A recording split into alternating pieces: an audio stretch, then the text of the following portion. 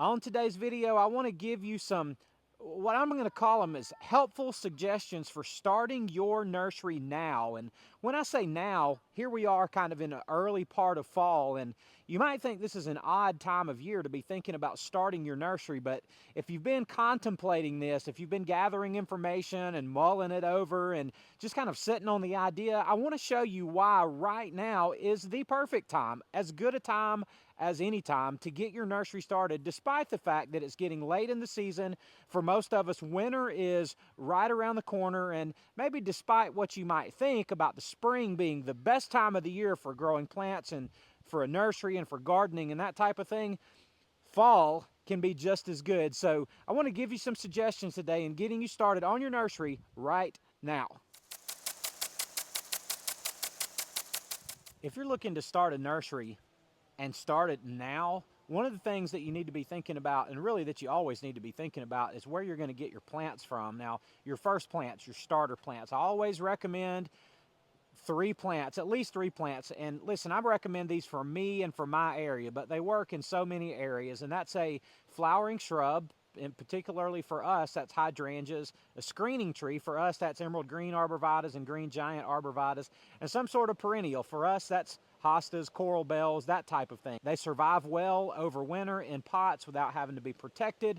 They sell great. They look really nice throughout the entire growing season, so you can't go wrong with any of those plants, but you need to be sourcing those plants now. Part of starting a nursery, part of the work of the nursery is doing your computer work and doing your searching of locating your plants. It's not just the stuff that you do outside where you're actually potting and fertilizing and watering. It's kind of the behind the scenes stuff. Well, I'm counting that and considering that as part of starting a nursery. So you got to be starting to get your hands on plants. This is not like, oh, I need a loaf of bread, I'm going to run down to the grocery store and grab some bread. Most people don't have a way to just get a bunch of starter plants like that. So you have to plan ahead and you have to order ahead. And if you're thinking about getting, or you're having your first plant sale next spring, you can't start thinking about all of this next spring or you'll never be able to get it done. You need to start getting plants now, start ordering plants now, start sourcing plants now, so that come spring and come early next summer, you'll actually have something to sell. One of the things that you might be a little bit surprised to understand that you can do in the fall, if you can get your hands yourself on a tray like this of starter plants, and these are the crepe myrtles that I showed you that rooted so well. But if you can get your hands on a tray of plants, this is 50 of them here, you can take these, and these are starting to get, let me pull one of these out. These are starting to get kind of root bound here in these plugs. Look at that. That's kind of cool. You can take one of these and pot it into a bigger pot now. At least in my area, we're still maybe 4 weeks or so, give or take, away from our first freeze. So if you pot this now into a bigger pot, it's going to have a few weeks yet to start rooting into that pot and to expand its root system and settle into a pot really well before we get our first freeze. And that will help this to survive the winter, for it to go dormant in a timely manner where it's going to spend the winter, and it'll give it a head start on really being ready to flush out really nicely next spring. And I really like to do that with these plugs that are rooted really well in here. Like, that's a real solid root ball there in that little plug. To get these potted now and go ahead and get yourself ahead for next year, that's a huge step that you can do this fall right now if you have the small plants to do it with. And one last thing about plants before we move on to something else. Remember that now, right now, is the time to check with your box stores, your Lowe's, your Home Depot, your Walmart, your Menards stores, your Tractor Supply stores.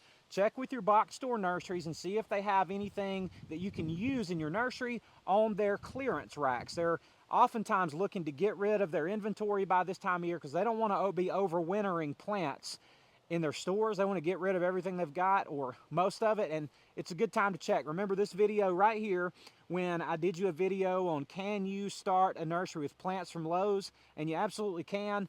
Now's the time to be checking with them. Another thing that you can be doing in the fall in order to start your nursery now, to have your nursery ready to go next spring, is get your hands on some of this ground cloth. And guys, I have some of this in my Amazon store in the link down in the description below. But if you're going to have a nursery, you got to put your plants on something.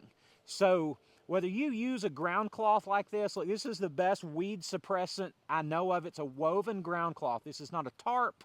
This is not plastic. It's not solid plastic, but it is woven together. Water passes right through it so it never ponds and that sort of thing.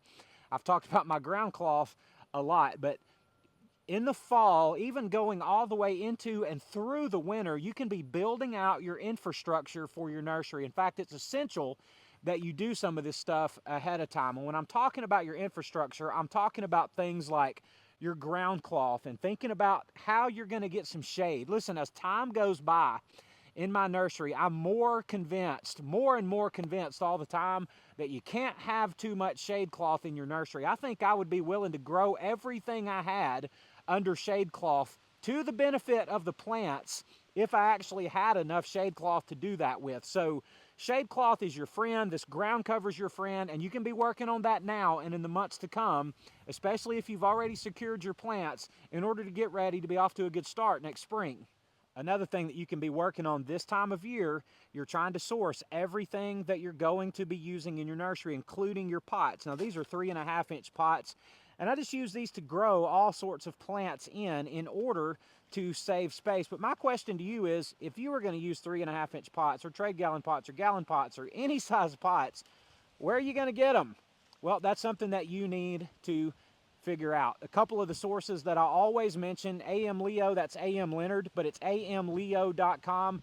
Greenhouse Megastore, also, it's greenhousemegastore.com. Those places always have lots and lots and lots of supplies. That doesn't mean they're going to have exactly what you need when you need it, but you need to be looking now for what you're going to need to use in the spring. So don't wait. In the world of nursery supplies, there's often a wait. Sometimes you have to back order. Sometimes you have to try again in a few weeks or whatever the situation may be.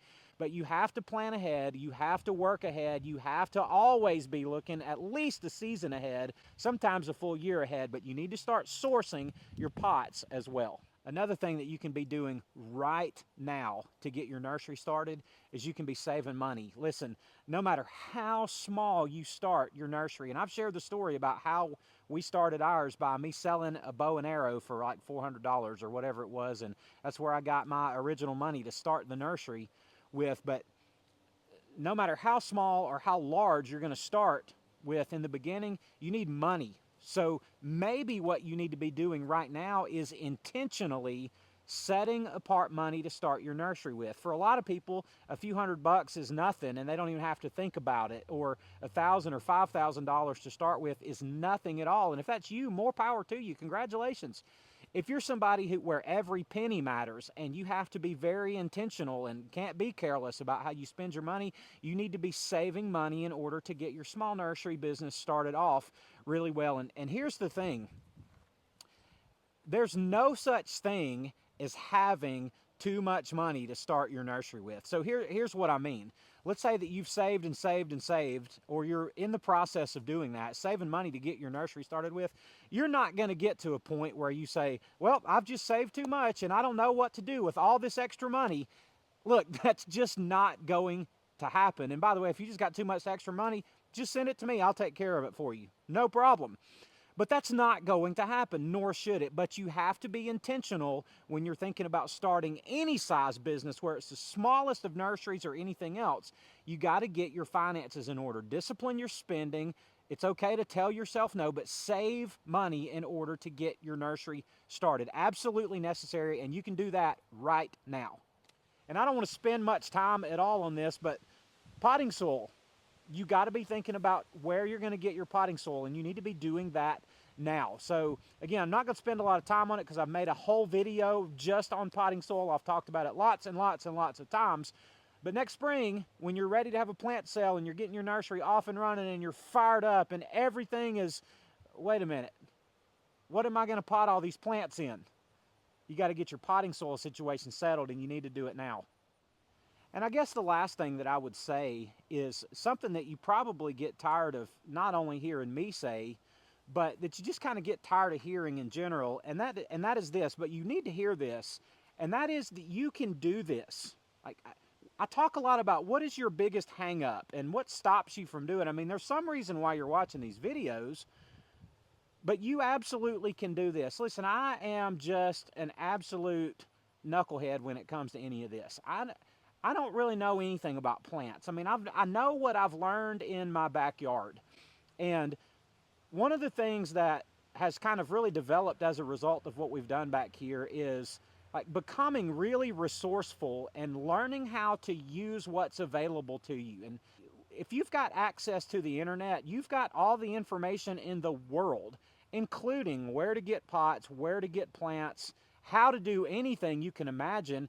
I mean, many of you are telling me that you've learned how to do a backyard nursery by watching this channel. Now, that's a little bit scary to me because I only know what I know, which is not that much. I only have the few varieties of plants that I have, but you can apply this to your situation and you can do it now and just learn more and more as you grow and learn more and more as you go.